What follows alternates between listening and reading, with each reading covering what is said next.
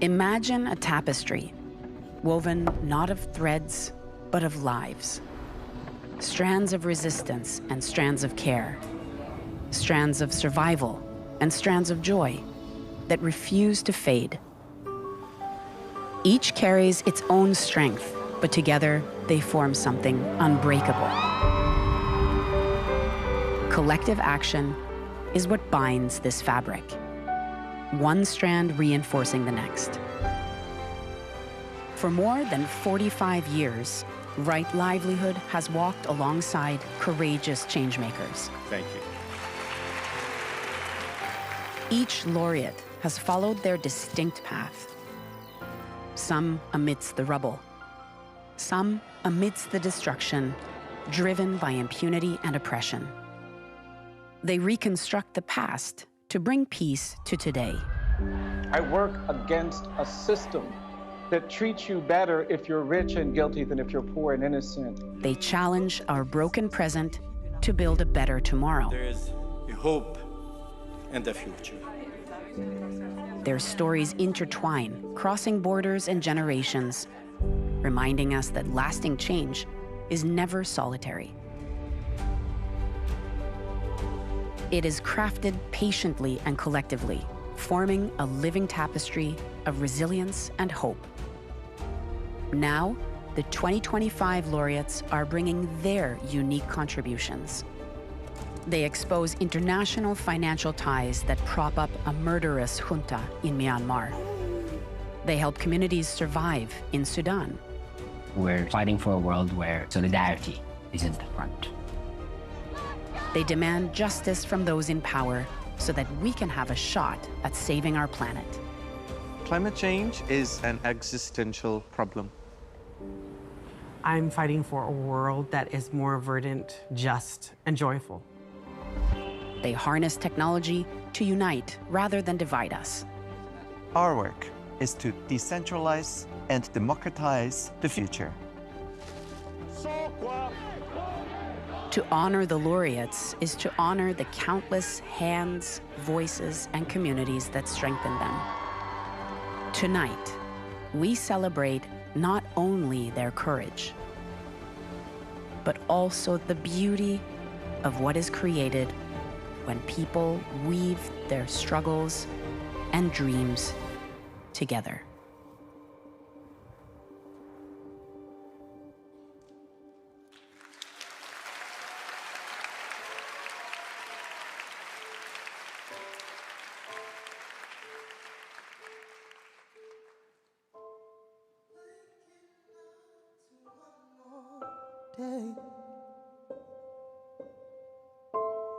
You still feel it's all in vain.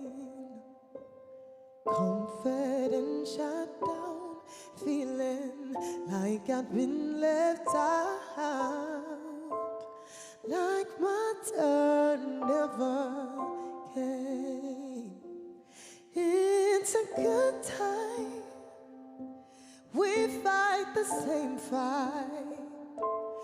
They can try to change me, but they'll never make it.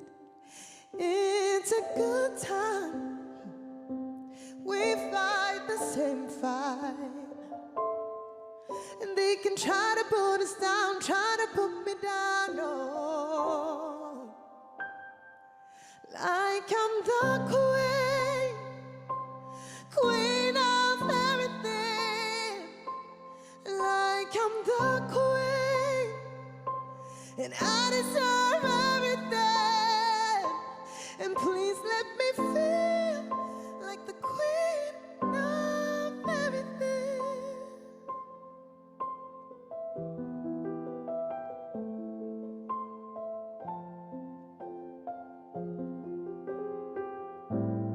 It is time to stand up top.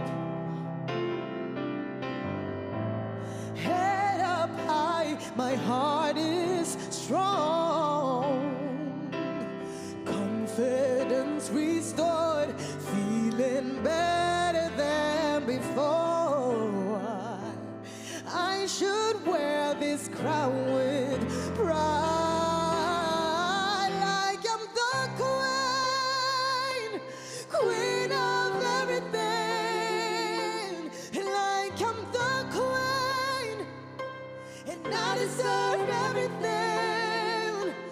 and please let me feel like the queen of everything.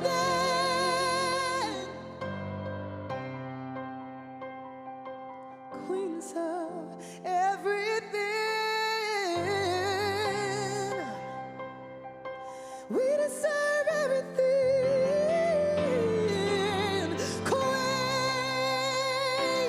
queens of everything. 'Cause we're the queens. We deserve everything.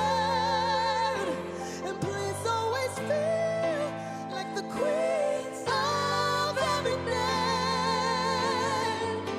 Queens, queens of everything. Ooh, queens, we deserve everything. And please always feel like the queen of everything.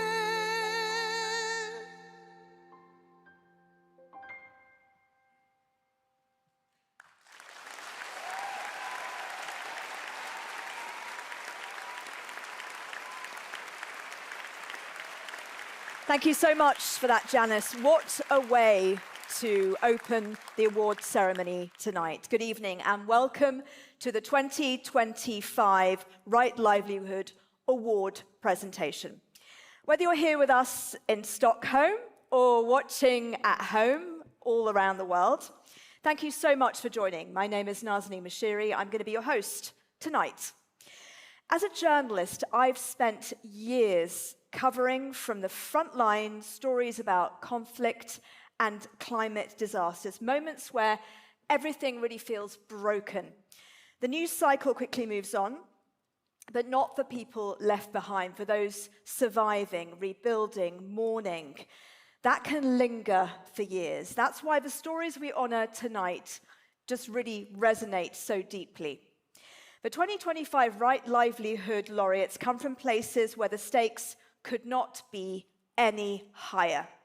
They face war, corruption, disinformation, and environmental destruction. They didn't lean on those broken systems. Instead, they used their collective power to build new ones and to bring about change. So, let's welcome this year's laureates.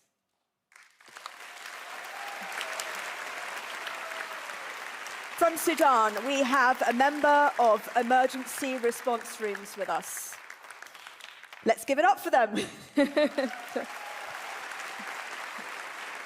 Also, we have Justice for Myanmar, who cannot be here in person, unfortunately, due to security concerns, but they're watching us live, hopefully. Let's give them a big round of applause.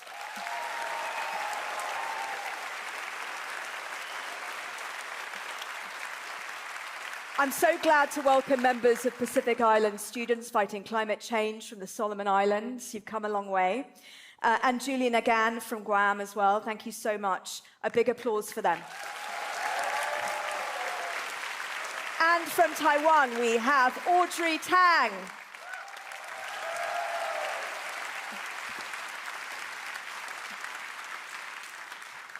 These laureates show us that joining hands is humanity's most powerful action. Now, thankfully, joining me on the stage will be my co-presenter tonight, Ole von Uxkull, who is a Right Livelihood Executive Director. He's going to help me present the awards tonight. Ole, just a quick chat with you. First of all, what do the Right Livelihood Laureates teach us? Wow, we've learned so much from laureates over the years. We are reaching 200 laureates this year. Woo! That's an incredible number. Yeah. And even for me personally, I counted it's my 30th award presentation tonight. And I think that the sentence I've heard most often at these award presentations is when laureates give their speeches that they say they wouldn't have been able to do it alone. There are so many people and movements around them who are part of the struggle. So really one of the golden threads that runs through the work of Right Livelihood Laureates is this idea of collective action, but also a real understanding that collective action means power. This is an expression of power, and we have this common misconception that we like to think of power in vertical ways, like a crazy guy in the Oval Office signing executive orders. But power is also this collaborative spirit, and that is a power that every one of us has. Yeah.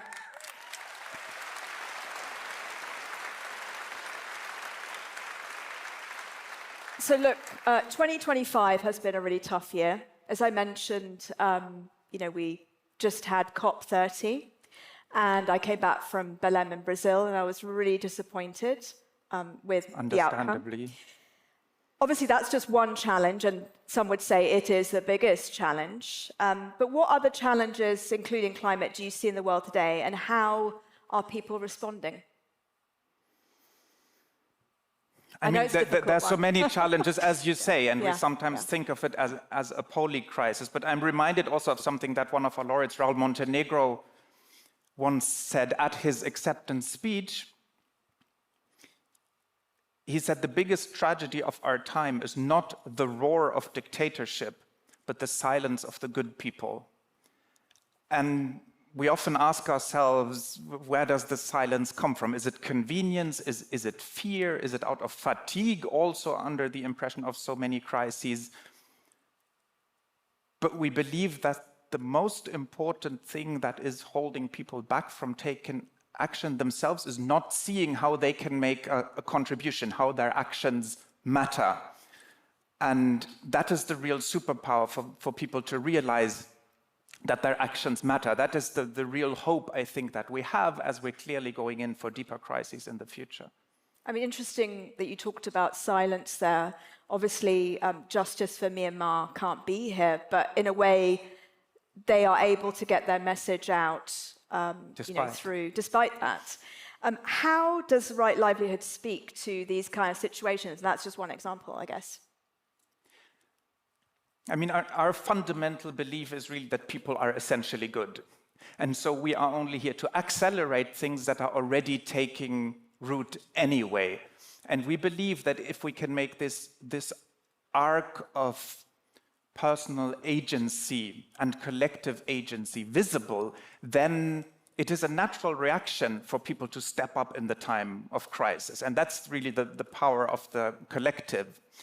And I mean, even for us, we can't do that alone. We need the collective to support. And there are two important ways in which you can support Right Livelihood when you go to our website. We need nominations for the next year of change makers that we want to honor who are transforming the world.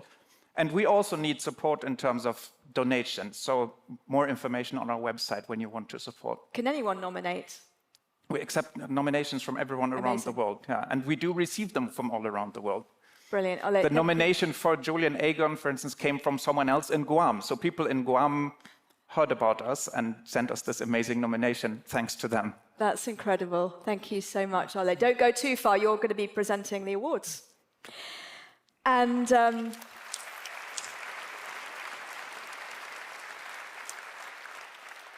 we begin in Sudan, a story that starts with community. When international aid, and in many ways it still can't reach people there, but when it really couldn't reach people there, neighbours stepped in. They formed the emergency response rooms in all 18 states, 26,000 volunteers, cooking, keeping clinics open, teaching children. They're keeping people alive today in Sudan. So there is a chance, if and hopefully, when this horrific war is over. Let's take a closer look at their work. The emergency response rooms are like water. We're not an NGO that they can go to the headquarters and find the head of the NGO and shut it down. Can't touch us. We're so many. We're the community. احنا عادة في أوقات الحروب عارفين دائما إنه الدولة بتتخلى عن مسؤوليتها، وعارفين إنه طرفين الحرب الاثنين ما بيلتزموا بالقوانين الدولية في الحرب. اللي حصل إنه المجتمع نفسه قرر إنه هو ينظم نفسه من اليوم الأول الحرب. The situation in Sudan is the world's worst humanitarian crisis. It affects over half the population of Sudan. The amount of aid that's needed is beyond the capacity of any one institution. Because of the war that's raging access is impossible for traditional humanitarian aid organizations in the traditional method. But the second week of the war, the emergency response were able to provide aid using mutual aid, which is the people themselves who need aid, they provide the aid for themselves. طوارئ برضو من نقاط قوتها إنها قائمة على الشفافية والمحاسبية والعدالة في توزيع الطعام، توزيع الدواء، توفير الموية النظيفة، توفير المساحات الآمنة للنساء والأطفال. Communities design, communities implement. A dollar donated is a dollar spent. So eliminating expenses, eliminating stipends and salaries and cars and rent. The humanitarian aid at the beginning, it was there. But now it come into it being an industry that is actually taking more than it's giving. In the emergency response rooms, we believe in the opposite. We believe in giving more than taking. The activities they do depends on who's in the neighborhood. If you have a doctor in the neighborhood who can run the local clinic, then he's going to do that. If you have teachers who can teach, they'll teach. The most amazing part is one community teaches the other community. And mutual aid is like water. It gives everywhere and it spreads and you can't fight it.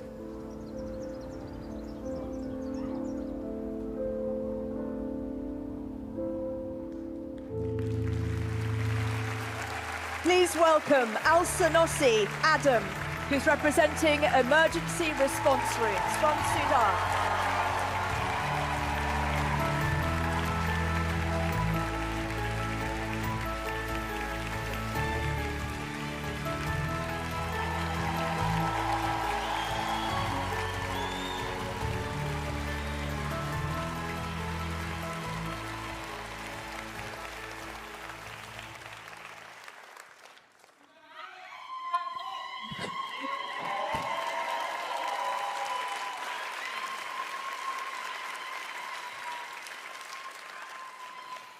Thank you. I stand here today on behalf of the emergency response rooms of Sudan, and with me, I carry the voices of thousands of volunteers who could not be here today because they're still on the ground saving lives every day. This award, it does not just honor an organization, it honors the people. It honors the Sudanese community who, in the absence of safety, institutions, and protection, built their own.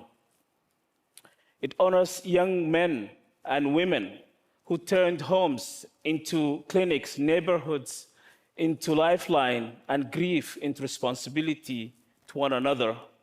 For us, this is an honor and a shield. In Sudan today, volunteers are facing a lot of they're being targeted, and volunteering became an act of courage, and it's often an act of risks. Our volunteers facing shellings, hunger, siege, and collapse of every services. They work without protection, without insurance, without any guarantee that they will return home, and yet they do it every day. This recognition gives us something we urgently need, the visibility, and with it, a measure of protection.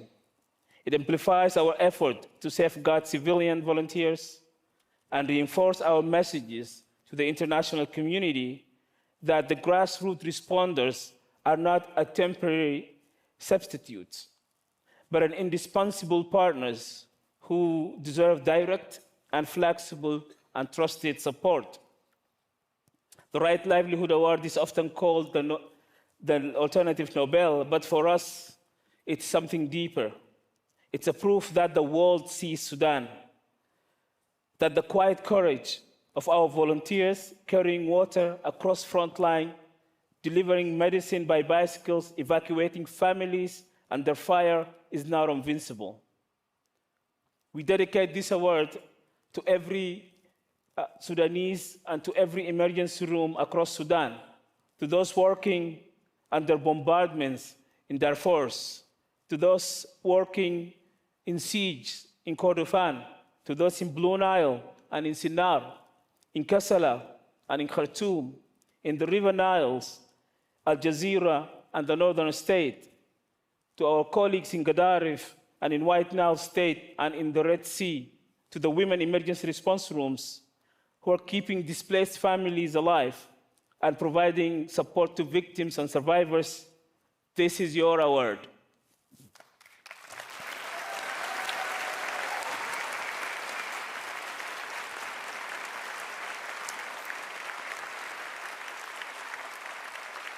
And to those we've lost, I'll say, your names are not forgotten. Your work is not forgotten. And tonight, the world sees you. We owe you a debt that can never be repaid. To my fellow volunteers, those who are supposed to be here with me today, and those who are watching right now online, this award strengthens our solidarity, expands our protection, and deepens our commitment to do what we always do, to stand with our communities no matter the cost. It inspires us for real change. Change takes courage, sustained by hope and supported by solidarity and action. On behalf of the Emergency Response Groups in Sudan, thank you to the Right Livelihood Award Foundation for this honor and this privilege. And we hope that this recognition marks not just an ending, but a beginning to a real partnership, real solidarity, and real protection to the volunteers who carry the weight of Sudan's survival. Thank you.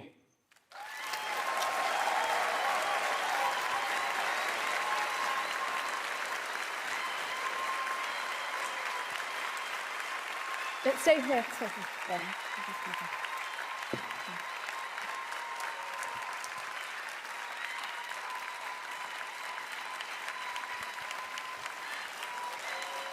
Alcinosi, thank you so much for that. I know it's just a very, very difficult moment. And you mentioned there, the people who couldn't be here, people who've lost their lives, but also volunteers who couldn't make it here. I mean, what's their message?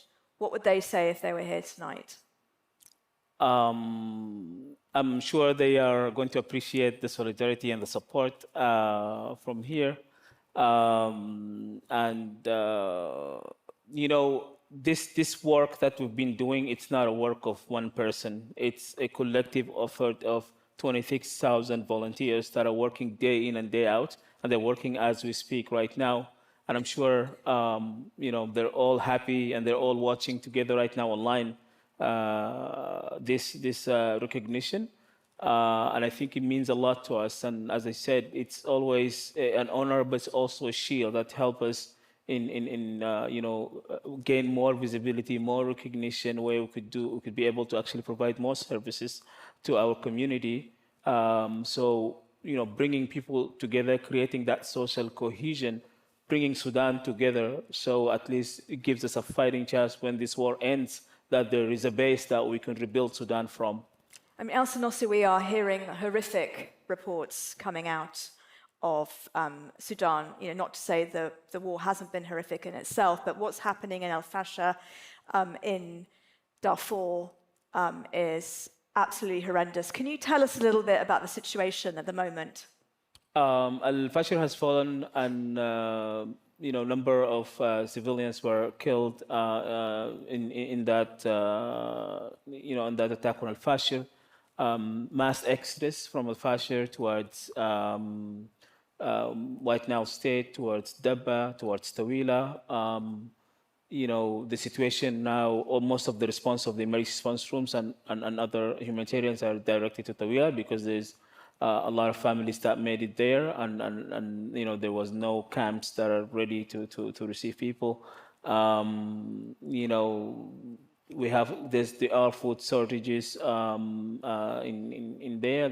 People also came out because Al-Fasher was under siege for 18 months. So most of the people who came out of there, they were in malnutrition stages.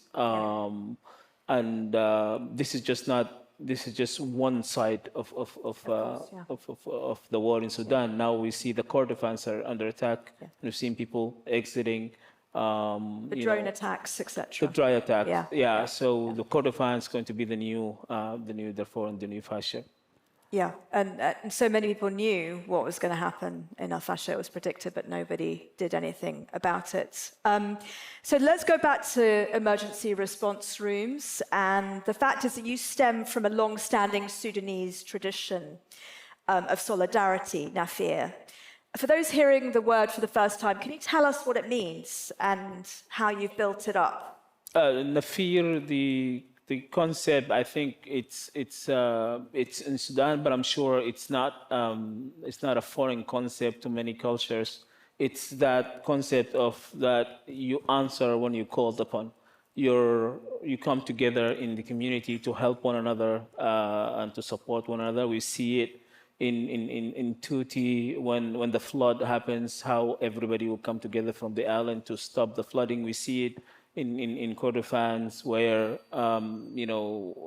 when people come together to help somebody to harvest their crops, and we see it in disaster when there's fire and all that. So this concept is not really old. It's not really new. It's rooted in our Sudanese culture, but, it's been used again and again and again, and this generation kind of took it into a whole new level of coordination, bringing people together in solidarity so that they could respond to the crisis happening in Sudan right now. Your organization, the volunteers, are facing risks all the time, every single day. What can we do, watching and here, to try to help protect them? And also, just what's your hope for Sudan's future?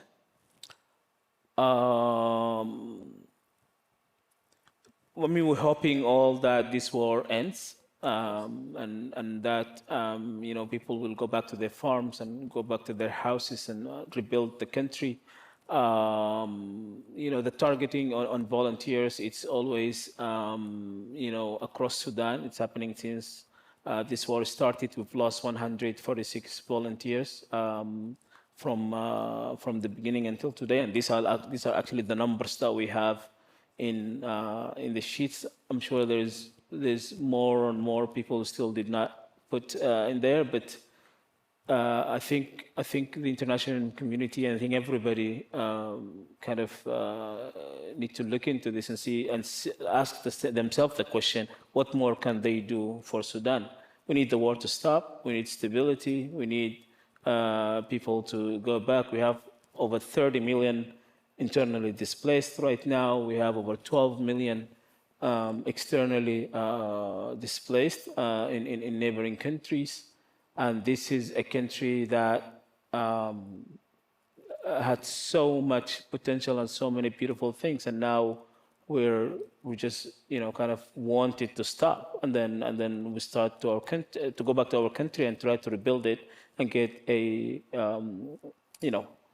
democratic government that actually led by the people, work for the people, built on services, accountability, transparency, and mutual respect.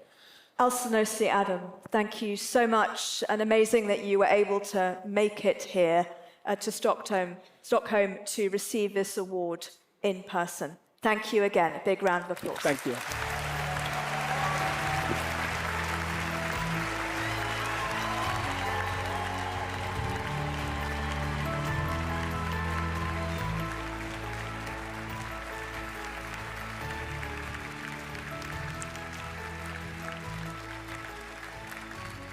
Gosh, that was quite emotional, I think, for all of us.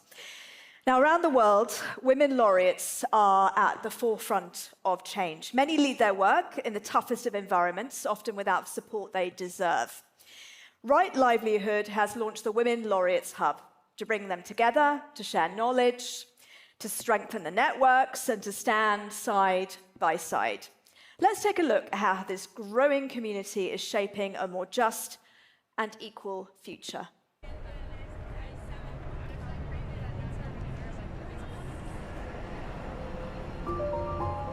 The Women Laureates Hub started to take a form and a real shape in 2024. Just to remind you that the road ahead of you is not an easy one, but stand strong and united in order to... We work with human rights defenders, and we see challenges for women human rights defenders. Gender equality is necessary in our... And that is one of the reasons that we also wanted to create this safe space where it's not only about the collective action, but it's also about supporting each other.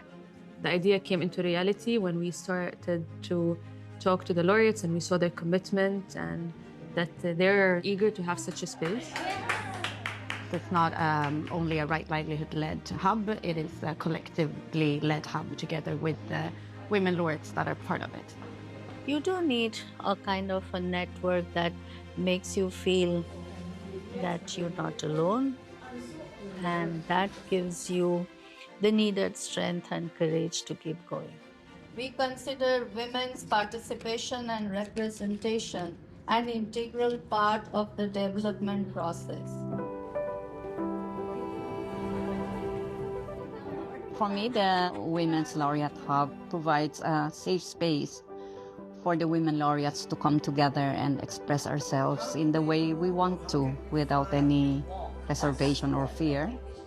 It gives me a little bit of hope and courage and security, because I don't feel alone. Hi, everyone. We talk a lot about solidarity, but it's not a given. You know, we need to help support it and help create spaces where that can be made possible. And I think it's also we learn from each other. Yeah, absolutely. It's important for us to also have a common voice on pressing issues, confronting not only women, but the wider society.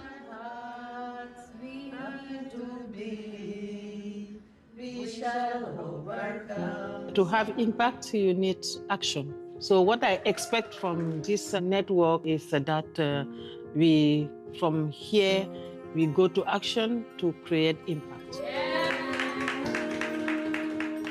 And with that, we are, of course, very excited and happy to welcome the Laureates of 2025 to join the Women Laureates Hub.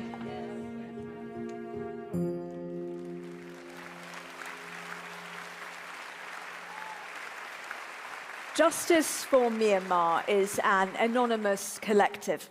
They expose international financial ties that fund Myanmar's military junta. Their work puts them in such danger that they cannot show their faces and we can't even hear their voices. We hope they are listening tonight and watching us tonight, though. Let's find out a little bit more about the work they do.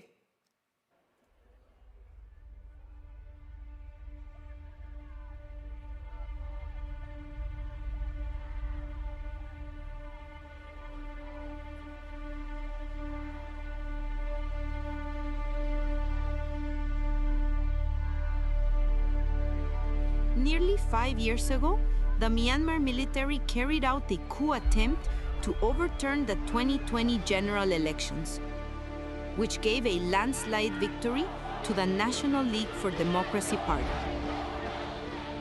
Since then, the military has responded to a nationwide resistance with a campaign of terror.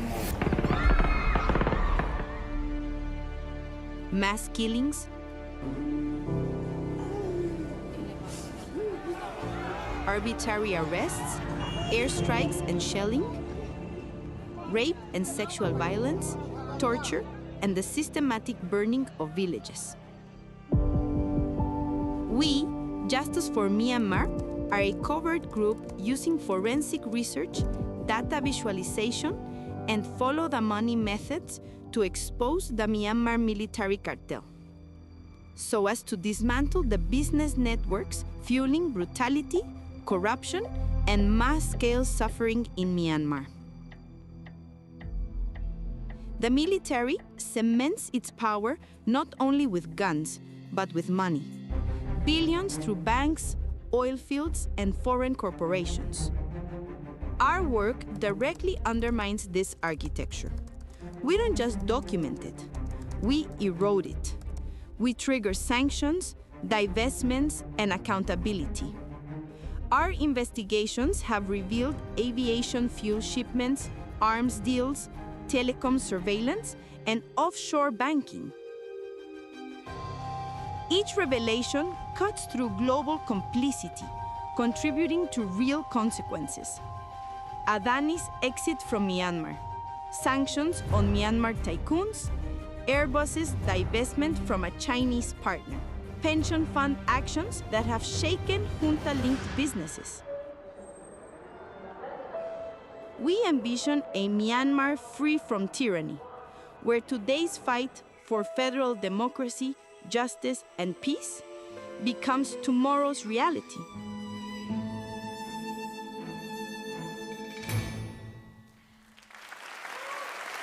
Unfortunately, representatives for Justice for Myanmar, as you can see from the empty seats behind me, couldn't be here tonight because it would just put them in so much danger revealing their identities. For this reason, they are receiving the award in absentia.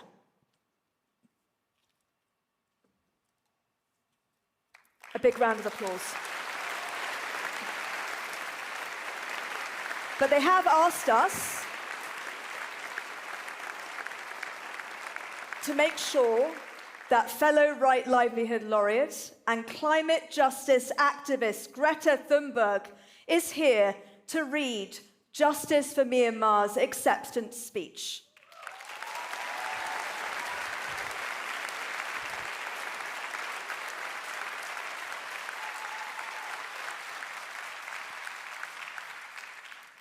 We are deeply humbled to be recognized by the Right Livelihood Foundation alongside fellow laureates from the Pacific Islands, Taiwan, and Sudan, whose work inspires us. We accept this award in honor of the courageous people of Myanmar who, for nearly 5 years since the military's brutal coup attempt, have stood against the junta with unyielding strength, dignity, and immense sacrifice. This award belongs to them. It belongs to the youth who marched in defiance, determined to build a future without tyranny. To those who continue to seek justice after decades of oppression. To the whistleblowers who risk everything to tell the truth. To those who have given their lives so others may live free from the military's brutality, and to the countless people who continue to fight for a federal democracy built on peace and justice for all. We stand with you. Since the illegal coup attempt of 2021, the military has unleashed a campaign of terror against the people, with mass killings, torture, sexual violence, airstrikes, and the burning of villages. Even the children are not spared.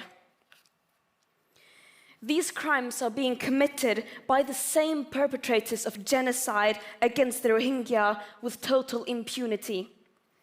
Yet, amid the horror, the courage of the people remains unbroken.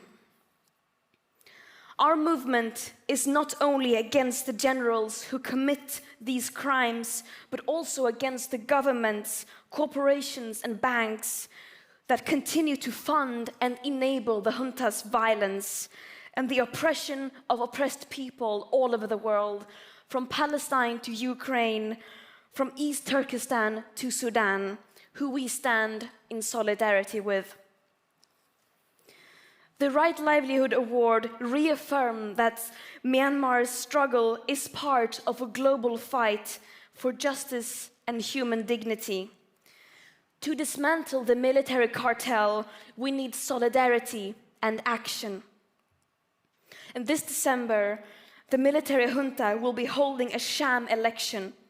We call on governments to reject this and stop the flow of funds, arms, equipment, and aviation fuels that sustains the junta's terror. We call on companies and investors, withdraw your money from the military and its cronies. End this complicity. Do not fund atrocities. This honor strengthens our resolve and sends a clear message to the junta and its enablers. The world is watching.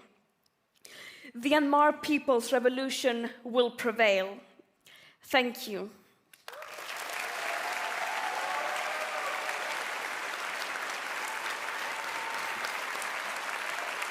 Thank you so much to Greta Thunberg for coming here tonight to read the statement.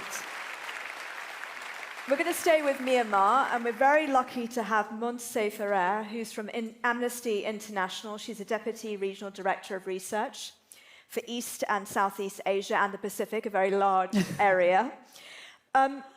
Let's find out a little bit more about what's happening in Myanmar. Unfortunately, it's just not really in the news with everything that's going on in the world right now. Can you tell us about how the situation's evolved this past year? Absolutely. The situation is unfortunately grim. Since the coup, around almost 5 years ago, the conflict has continued to escalate. And this year is no exception. In 2025, we have seen a record number of airstrikes, many of which amount to war crimes. A lot of these have hit civilian infrastructure, schools, hospitals, religious buildings. Just a few weeks ago, an airstrike hit a school in the middle of the day, killing dozens of children by the Myanmar junta. In addition to that, we have thousands of political prisoners, many of whom are suffering from torture and ill treatment. This year, 2025, a number of them died in custody. In addition to that, we have, as Justice for Myanmar has mentioned, elections coming up, which many of us see as sham elections.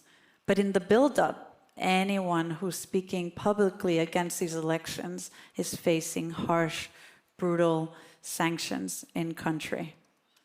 And finally, we have had a significant cut in aid in this country, in Myanmar, following the earthquake that hit Sagaing region. And so that's severely hit civilians, internally displaced people, and refugees across the border. I mean, the earthquake barely made the headlines, did it? Yeah. Unfortunately. So look, Justice for Myanmar, they are doing a lot of covert investigations. I've done quite a few myself when I was working for the UN Security Council. And it's a very difficult, dangerous job, what they're doing, and they're even more difficult for them because any identification could risk, everything, their lives. So what are the risks for groups like them? Just talk us through. Yes, I mean, look, they're not here today. The reason why they're not here is because the risks are as serious as they can get. I mean, we're talking about death, injury, death to family, death to friends, and ultimately stopping them from doing the work. We're talking about the serious kinds of risks. And what can we do? There's a lot that we can do, specifically on Myanmar, and I've spoken to Justice for Myanmar, so some of these messages come also from them.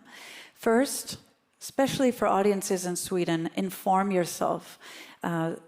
Justice for Myanmar and the Swedish Burma Committee have put out a piece recently talking about how a lot of the pension funds in this country, in Sweden, are being invested in companies that have links to the Myanmar junta. So inform yourself, know where your pension fund are going. That's one. Two, and this message is for...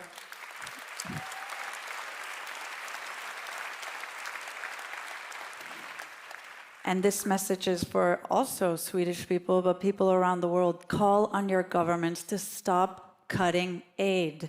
Swedish government has cut aid. The US government has cut aid. So many countries are cutting aid at a time where we cannot see that happening. Human rights defenders don't get support. Civilians who are impacted by airstrikes don't get support, etc. This is really not a moment to be cutting aid. Montse Ferrer, thank you so much from Amnesty International. Thank you.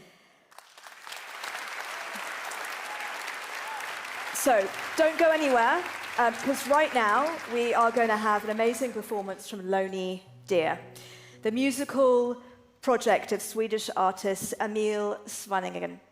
His songs are known for their quiet intensity, blending fragile melodies and orchestral depth and emotional honesty. Lonely Dear's music invites us to listen closely, to find strength in gentleness and connection in sound. So give it up for Lonely Dear.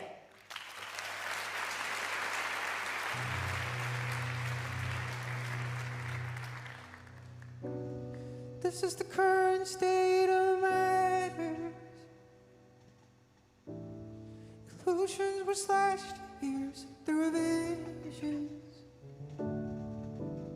The world's a little distorted now.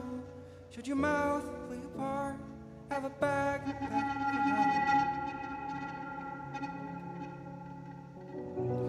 This is my current situation. Masking sounds play from the speaker. They protect me when I can't protect me. It's a state of affairs. It's a state of things here. Weather systems stacking up now. The Paris deal is a knitted helmet. Running round with blinded odds. And these days, this is the current state. Oh, matter. We had our hang-ups while the world fell. The highest peak we'd ever go to is a state of affairs. Getting up is easy. Staying top, the hard part. The world's a little fuzzy now, as I am. At the helm of the quad. Currencies merged into currency. The police is getting anxious to get physical. The world revolves around you. Oh, drunken jocks by the sea. God is at mercy in the desert. Running around with saucepans on our head. With you I'm always, always lost.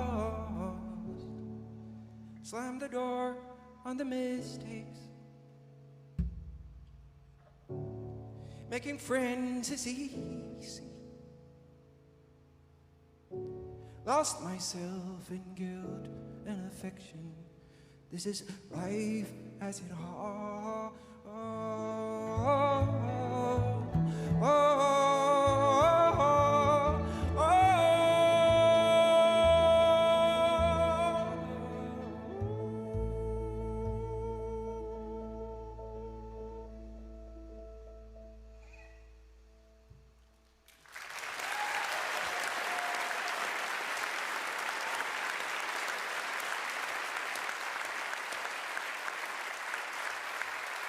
Thank you so much to Lonely Dear. What a powerful performance there.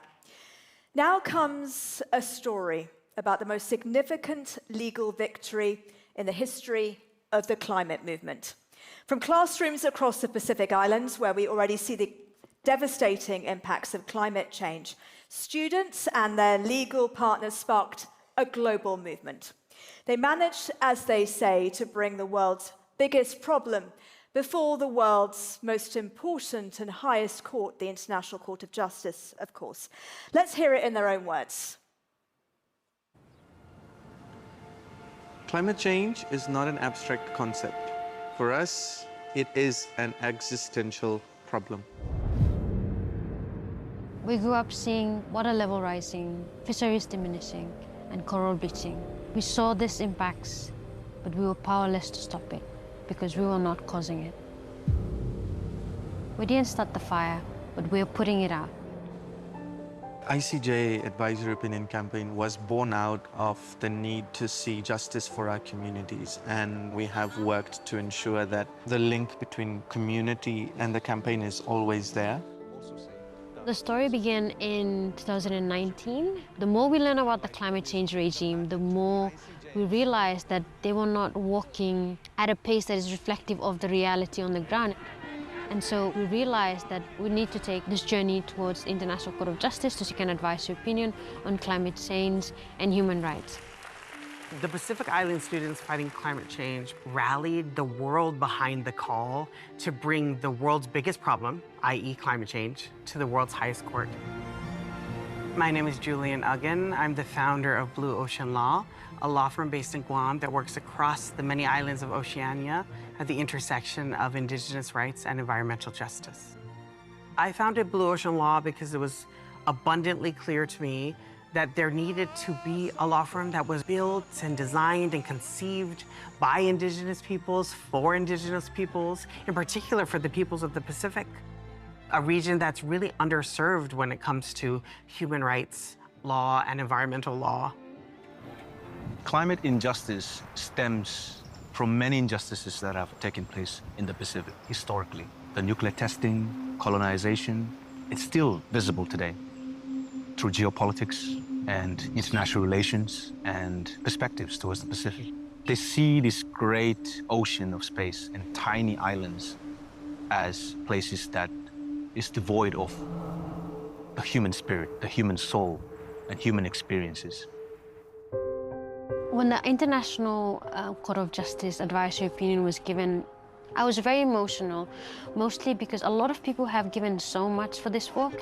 I was happy and relieved that their hope was not misplaced. Every aspect of this 5-year-long campaign was deeply collaborative.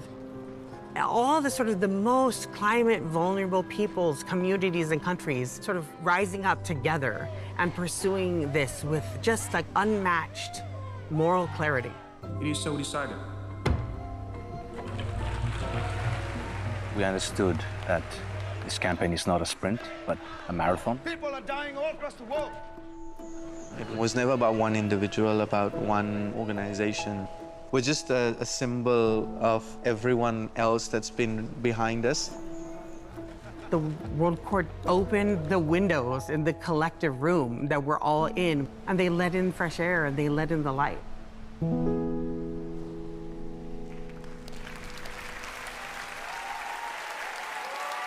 And you saw them there in the video, and they're here with us tonight. Please welcome Solomon Yeo, Belinda Rikimani, representing Pacific Island students fighting climate change, and Julian Uggan from Guam.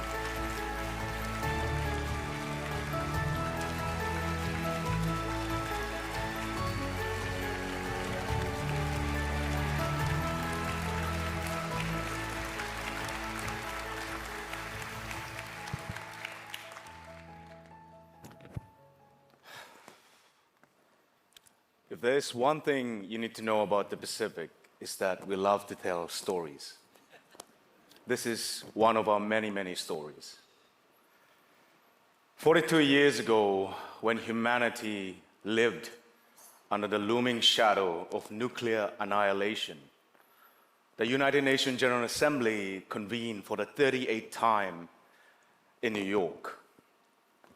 In that chamber, a representative from one of the UN recently added states voiced this simple plea in his statement: let our children decide their future, but let us ensure that there will be a future.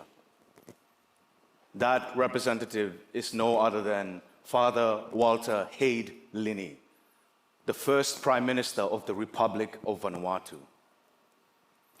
Decades later, the spirit of that plea found its way into the hearts of a small group of Pacific law students and their professor at the University of the South Pacific in 2019. Witnessing the lands and their people asphyxiating from the fumes of this great immoral inferno from lands far beyond their shores, they searched the law for a response to this existential threat. Among their consideration was to bring climate change before the world's highest court, the International Court of Justice.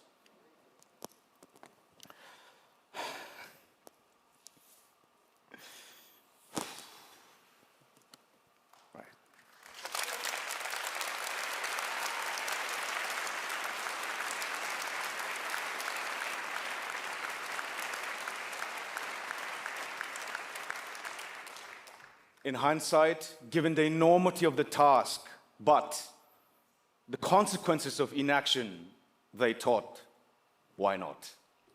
And thus began the long journey that ultimately brought them here today. Friends, if our journey has meant anything, it is for this compelling reason. It is to live behind a story of hope for our children and their children, a story that they will not fear to retell, so that others may know who we are and where we come from. So long as these stories are carried forward, there will be no tide, there will be no cyclone, there will be no flood that will be strong enough to wash away the peoples of the Pacific.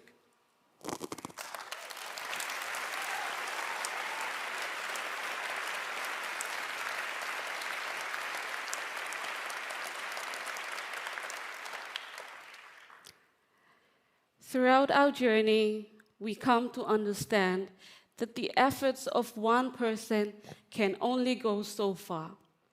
Meaningful change requires the dedication and support of everyone around us.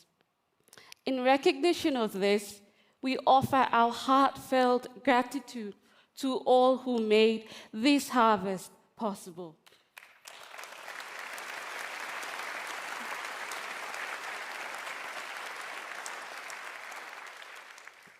First, we acknowledge our organizers, our nominators, to recognize the work shared with our core recipient. We extend our sincere congratulations and reverence to our fellow recipients.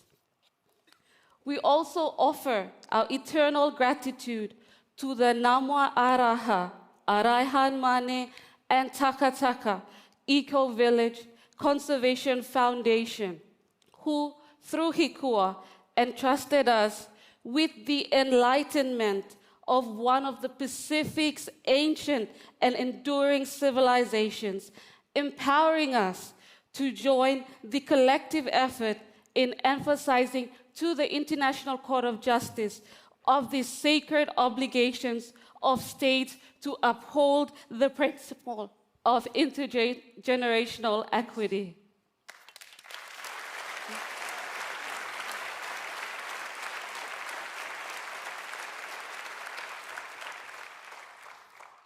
To our esteemed co-recipient, nominators, our communities, our alliance of civil society organizations, our governments, our professors, our friends and families, it has been a profound honor to work and serve alongside you all, and to kindly remind you all that the actual work starts now.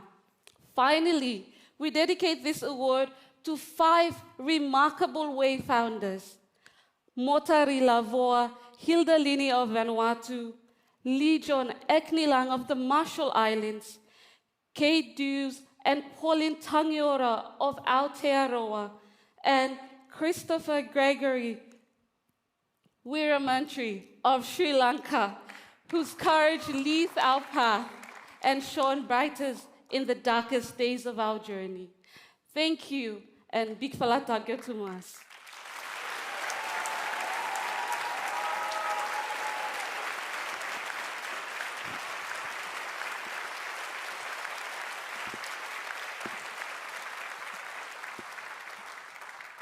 All 3 of you. You did so well there. Huge congratulations. Solomon, I just wanted to ask you, look, this is a sort of unlikely alliance. There have been many in history, but this is students, lawyers, diplomats, activists. What did you learn from Collective Power when these very different worlds were connected together? I wish I could explain in words that this side of the world would understand, but unfortunately I can only explain it in where I come from. In the Pacific and in our communities that we work with for this advisory opinion, there's a word for loosely translated for relationship, is the word we call hikua, and which Belinda has highlighted in her intervention. And that word, loosely translated being relationship, but for our communities, it goes beyond just that word relationship. It's more. It's about showing up when the time matters. It's about sharing food, or kai kai, as we say in the Solomon Islands. It's about sharing time, being there for one's loss. Just that solidarity is, in itself, unique in the Pacific. And that, not only we promote it within ourselves, in our groups and our civil society and actors in the Pacific, we also brought that to the international stage. And I think that has what brought many of these hands together to collaboratively work together on this initiative.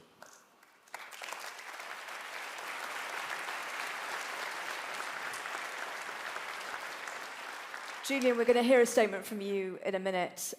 But if people watching here ask, what does this ruling at the ICJ actually mean? What doors does it open for courts, governments, communities? What happens? I think the easiest way to understand it is what just happened was the decisive end of one era, which is the era of climate impunity, and the beginning of a new one, which is an era of climate accountability. I think the court was very clear about that, and I believe all over the world.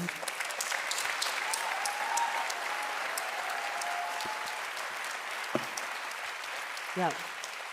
I would just quickly end by saying all over the world, climate vulnerable countries and communities that are frontline communities are actually taking the opinion, the best pieces of it, and actually determining in what domestic courts and what regional forum, what international tribunals that they can go and leverage it now. Because that's what we need to do now to translate these abstract legal victories into tangible justice for frontline communities. Thank you so much.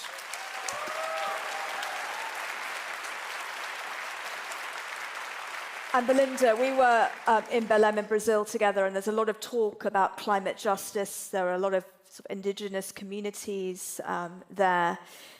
But climate justice, if it were real in your islands, what would daily life look like, and what would it mean to you?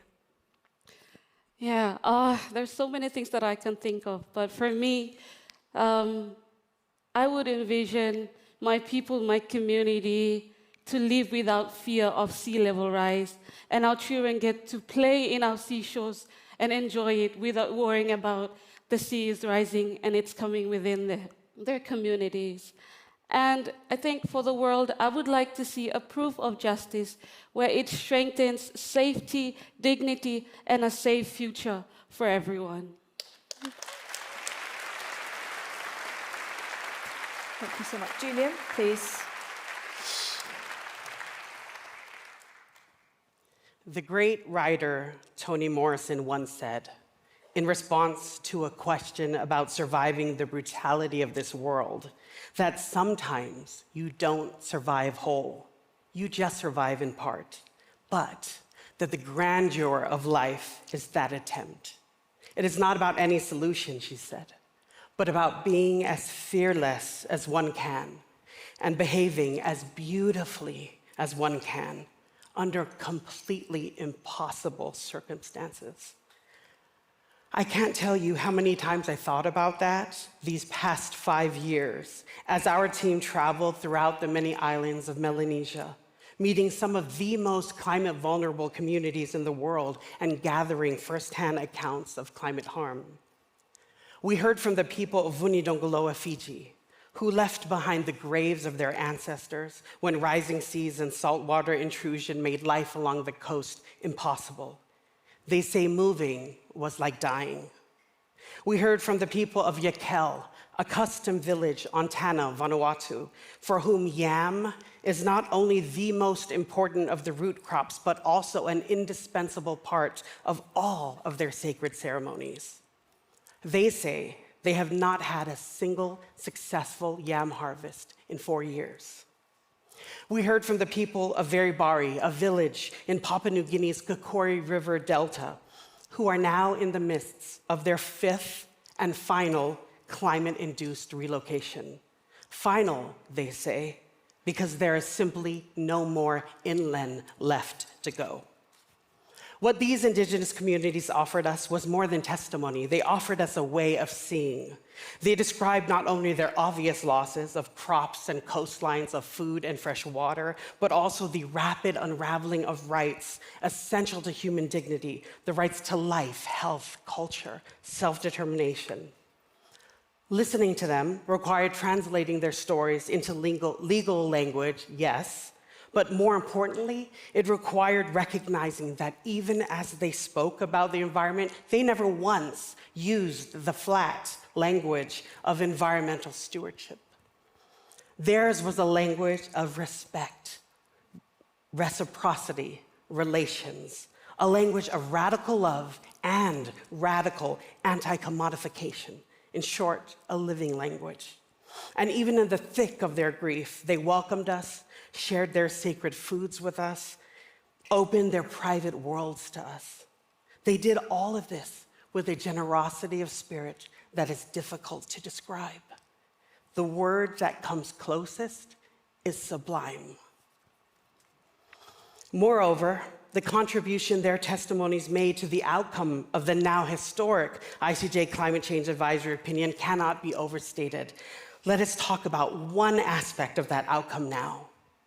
For the first time in history, the ICJ has confirmed that the general law of state responsibility applies fully and unequivocally to the conduct responsible for climate change.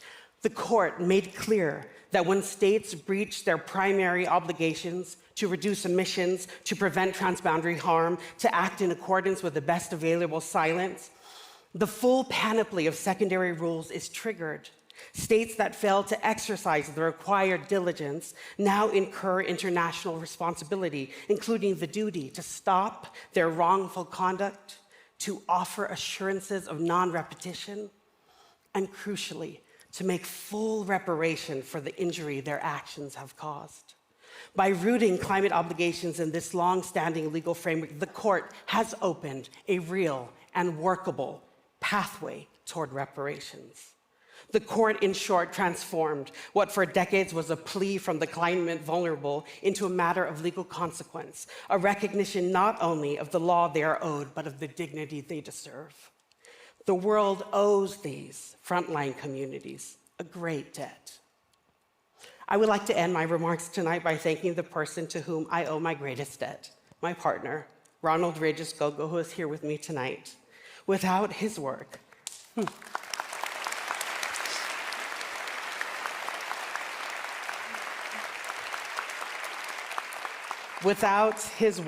mine would be impossible. For he has walked beside me, yes, but he has also walked ahead of me, too, to clear a path, to clear my own road of debris. This type of labor, so often thankless and invisible, is absolutely a labor of love. Thank you, love, and thank you all.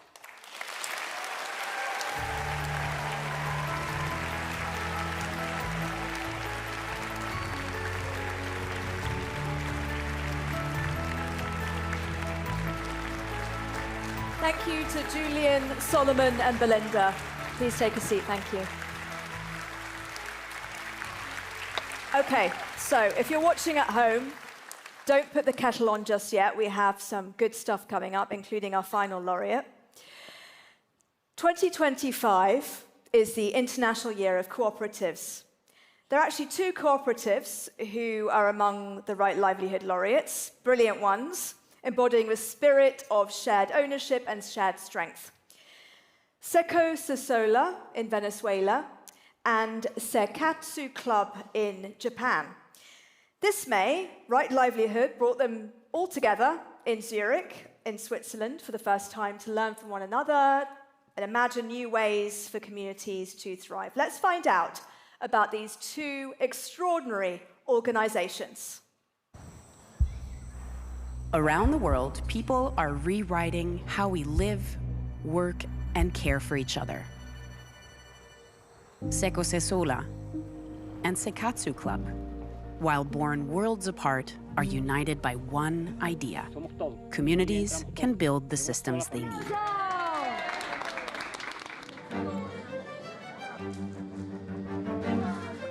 社会にないものであれば自分たちの食べる力を集めて必要なものを自ら作る。La manera como nacimos permanece hasta hoy después de 55 años, que es responder a una necesidad comunitaria. En este caso, un grupo de vecinos se reúne en el barrio para resolver el problema de qué hacer cuando fallece un vecino y no hay real para el servicio funerario. 戦後の高度経済成長の中で安心できる食べ物がなかなかない時代でした。本当の牛乳を探し求めて生活クラブの組合員たちは購買する力を集めて自分たちが欲しい牛乳を作り上げていったのです。Today, Secosesola spans 7 out of Venezuela's 23 states. They offer food, healthcare, and essential services, feeding over 100,000 families every week. ¿Cuánto nos ahorramos cuando vamos a los servicios cooperativos y no a los servicios de la empresa privada o de los servicios del gobierno? Que es entre 15 y 20 millones de dólares al año como comunidad. Sekatsu Club brings together 420,000 households, using collective purchasing to shape food, energy, mutual aid, and more across 21 out of Japan's 47 prefectures. 生産の状況を知り、生産者の思いを知り、そういったことを積み重ねることによってお互いを理解し、提携を深めています。In a world where inequality feels inevitable, they remind us people can organize differently. Fundamentalmente queremos que este mundo sea distinto. Y nosotros a través de estos 55 años de trabajo comunitario hemos ido descubriendo que el cambio de afuera nace desde adentro.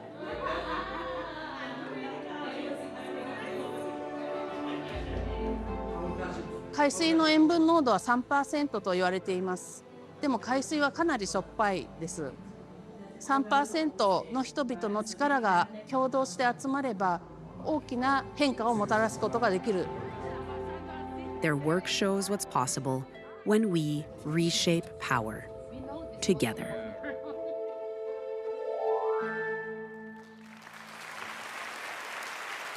And now, a really exciting moment. We have a very special duet.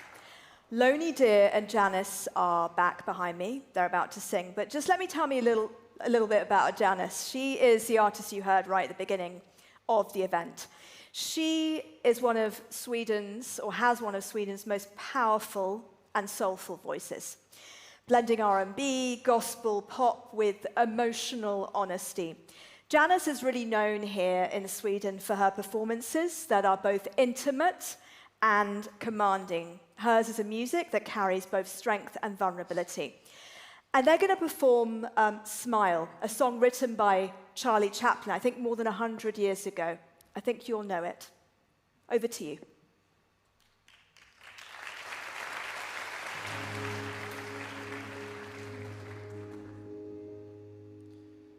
Smile though your heart is aching. Smile even though it's breaking. When there are clouds in the sky, you'll get by. If you smile through your fear and sorrow, smile, and maybe tomorrow you'll see the sun come shining through for you. Light up your face with gladness, hide every trace of sadness. Although a tear may be ever so near, that's the time you must keep on trying. Smile, what's the use of crying? You'll see the sun come shining through for you.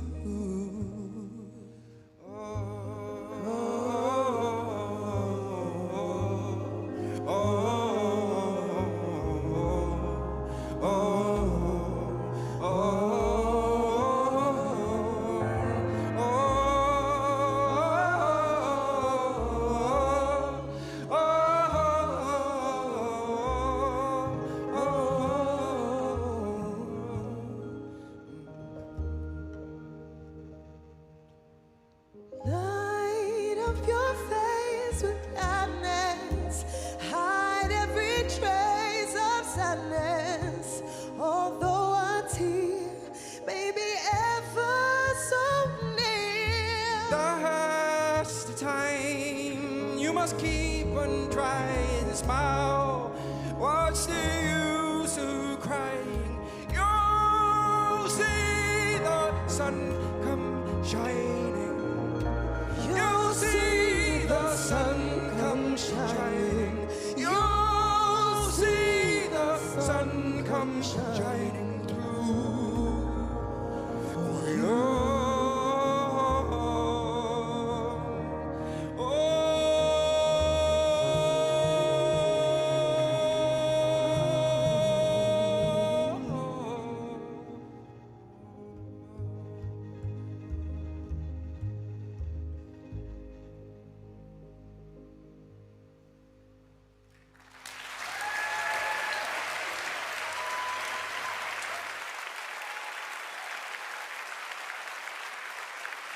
What a wonderful way to introduce our final laureate. Trust me, Audrey Tang smiles through all the difficulties that Audrey has faced. Now, our final laureate, Audrey Tang, invites us to imagine democracy not as a system, but as a shared conversation, one in which every voice can be heard. In Taiwan, Audrey Tang has used technology to weave connection instead of division, building a model of open, participatory governance that is now inspiring communities around the world. Let's find out more.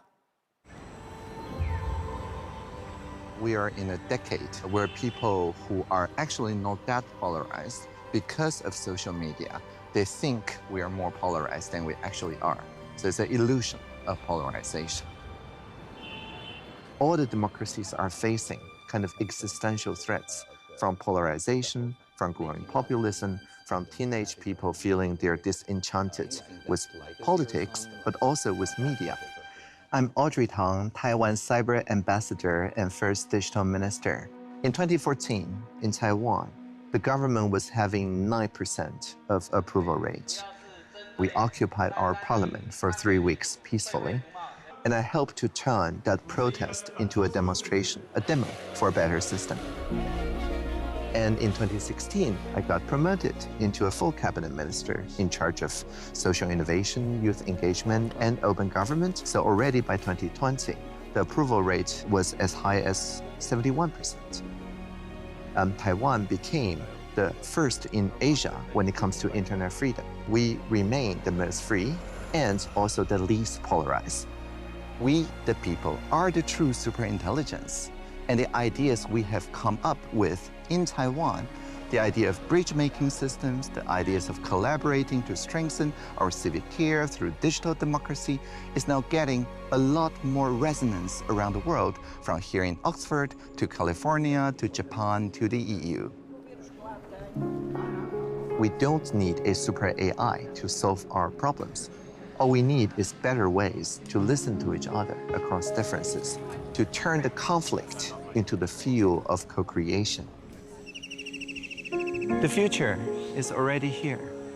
It's just not yet evenly distributed. Our work is to decentralize, democratize, and defend this future together. I would love to be a good enough ancestor who have freed the future, meaning that I leave the future generations with a wider canvas, with more possibilities than the one that I was born into. Welcome up on stage, Audrey Tang.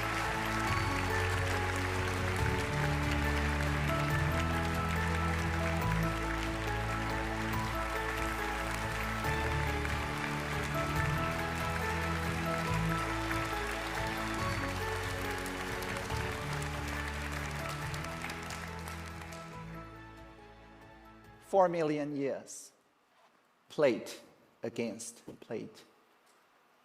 Taiwan, forever rising, forever starward." Freedom and democracy did not fall from the sky. They were forged under intense pressure, cultivated by the blood, sweat, and tears of those who came before us. Polarization has long been considered a fire to be extinguished. But in Taiwan, we learned a new way. We learned that as the youngest tectonic island in the world, crashing plates give rise to majestic verdancy. We built a geothermal democracy. The crashing plates turn into positive energy for renewal. This is the challenge for all democracies facing backsliding. Not to silence, but to channel conflict. AI must not divide us with outrage. It must connect us through uncommon ground. We, the people, are the true superintelligence. To be Taiwan's first Right Livelihood Laureate is not my honor alone, it is ours.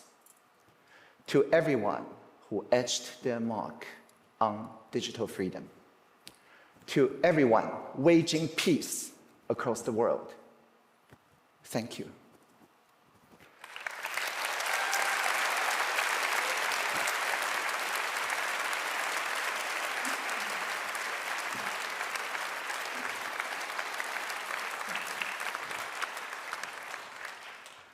婆娑之洋，美丽之岛，公民之国，万花之中。Swirling ocean, beautiful islands, a transcultural republic of citizens. Let's free the future together.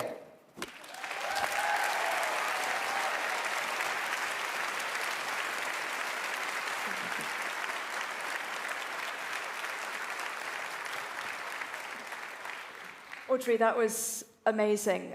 When I was listening to the song just before Smile, I was actually thinking about you, because you've just been through so much with your health issues, with threats against you, and I just really want to understand what keeps you going. I strive to be a good enough ancestor because when I was 5, doctor told me and my family that this child only have 50% chance to survive until heart surgery, which I got when I was 12. So every night I feel like a coin toss. So I adopted a mantra called publish before I perish.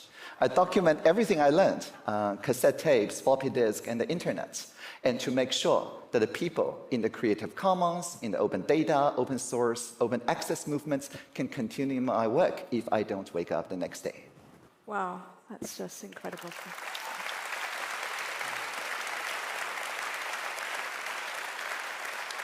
And look, you know, the whole world is talking about AI. You and I have spoken about AI. You've been helping me because I'm kind of trying to learn it. You mentioned there in the video that we don't need AI in a way, but we can use it, right? How can we use AI to bridge our divides? How do you do that? I don't rely on AI as addictive intelligence.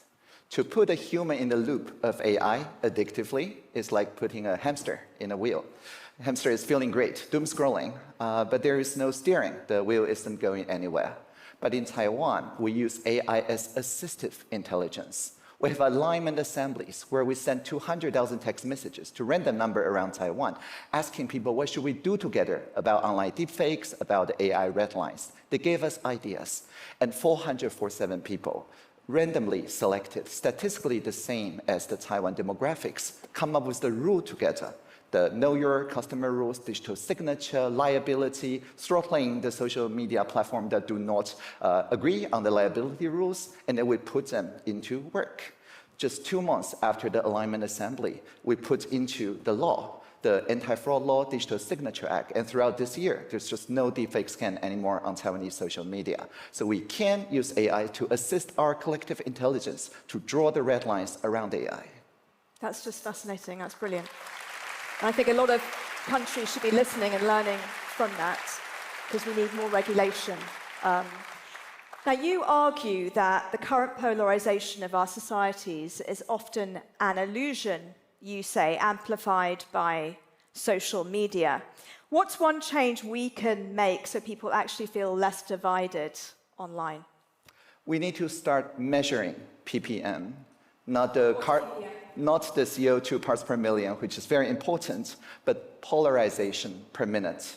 We need to demand the freedom of movement between social media platforms so people can foster co-creation on platforms with less ppm. Not just measuring it, but also thinking about how we describe such platforms. When I became digital minister in Taiwan 2016, 数位 in Taiwan means both digital and plural. So I wrote a job description, it's very short, go like this. When we see Internet of Things, let's make it an Internet of Beings. When we see virtual reality, let's make it a shared reality. When we see machine learning, let's make it collaborative learning. When we see user experience, let's make it about human experience. And whenever we hear that a singularity is near, let's always remember the plurality is here. Thank you so much for that. Wonderful. So, Audrey, don't go anywhere. We're going to do something a bit different this year. We are going to get all the laureates back up here with us, please. So, you take them all. You take it.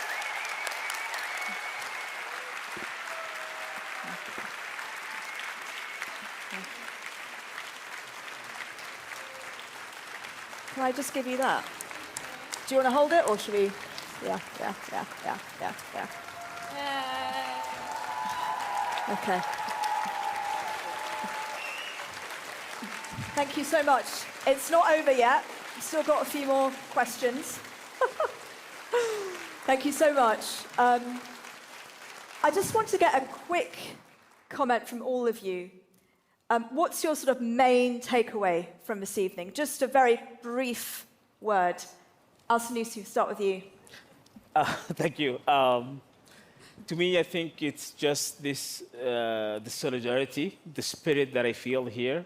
And, you know, from the moment I met all the laureates, I'm just learning from them every single moment. And I think that these lessons are going to be with me for a really long time. And I will share all the stories and all the conversations and the ideas we talked about with my colleagues. And I'm inspired by all of them, really, every single moment. Thank you so much. And Belinda. I'm very humbled to be standing here amongst all these amazing laureates that we have tonight and celebrating the amazing work that we all have done individually, bringing the voices of our people and our communities here. For me, it's something that I'm truly grateful for in sharing this space with all of you that are here. So thank you. Thank you. Solomon? Yeah. Hello. Yeah, I mean, we're here to tell stories, but we also brought back, I think we'll bring back a lot of stories with us. Not just about Fika, but also about the understanding work, not only of these laureates here today, but also those who are many, the 200 plus, and I'm sure more laureates into the future. We bring this all back to the Pacific, and we hope to share this with our people to know that that act of service is truly a great honor. Tagetumas. Julian? I guess what I heard tonight all night long was like love. How deeply we love our communities and we love the alternative future we are trying to hasten into being. You know, and I just think that what I'm taking away is just this idea I've always had, but I believe it more and more every day, and especially tonight, that, you know, what we love, we can save. Thank you. And I want to do something a little bit different tonight, because I have you all here, and I want you just to talk to each other briefly. And I know you've been talking a lot the last few days to each other. We had dinner last night, which was amazing. Well, it wasn't last night, the other night, but anyway. I want you to talk to each other and basically tell each other, what are you going to do with this? Like, tonight it's been about collective action. What are you going to do when you step out of here? And what are you going to do with what happened this evening and what you learned from each other? Well, I'm going to nominate new laureates for the 2026. And it's open for 6 more weeks. Go online and nominate because I think we're being woven into this tapestry of people supporting people. And we always need the other 100 or so countries not yet represented, very young children not yet represented, the voice of the future. And obviously, Justice for Myanmar are watching online. They can't be here tonight. I mean, what's your message to them, Julian? That they are here. They are here with us in spirit, absolutely.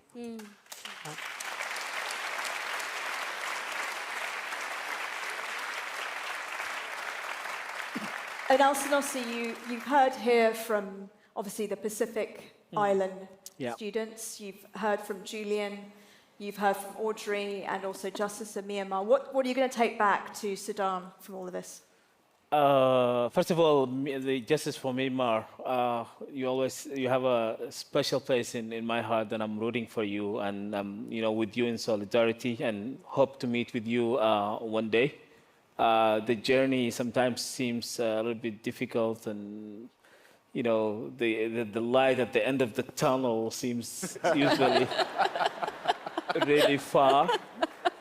But you'll get there, and we're with you when you do. I think just from all these networking and all the connections that we had here, I think there's a lot, areas where we could, kind of share these lessons, among ourselves. We have a team of geniuses also in Sudan who are developing our systems and kind of trying to navigate that thin line between relying on AI but using it for good. So I think these are going to be a lot of collaborations on these areas. And then you guys, we also have the emergency lawyers who are trying so hard to kind of document and take cases to the ICC and to justice. So there's a lot of areas, I think, where we could actually collaborate and work together. And I think, as our host from the Right Livelihood Laureates said, this is a community, and we're starting now, and this, the journey has just started for all of us. And I'm so happy to be here, and I'm actually so happy. Just want to acknowledge my Sudanese fellows who are here. I didn't know.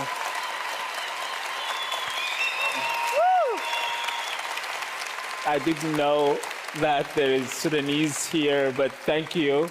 You made me feel home, and thank you for, this is also your award. So I hope you like this sort of call for collective action, and you've been inspired. Tonight we have witnessed courage, compassion, and of course, what collective action can really achieve. To the laureates, thank you for reminding us that change begins with joining hands. We can all kind of hug. Group hug, group hug. And to everyone watching, I hope these stories stay with you. I know they will for me anyway. To act in your own way for a more just, peaceful, and sustainable world. So look, even if your own individual actions feel like a tiny drop in the ocean, remember, when they're multiplied by others, we're all together, right? Change begins to happen. So, good night to all of you here in Stockholm, and thank you to all of you watching.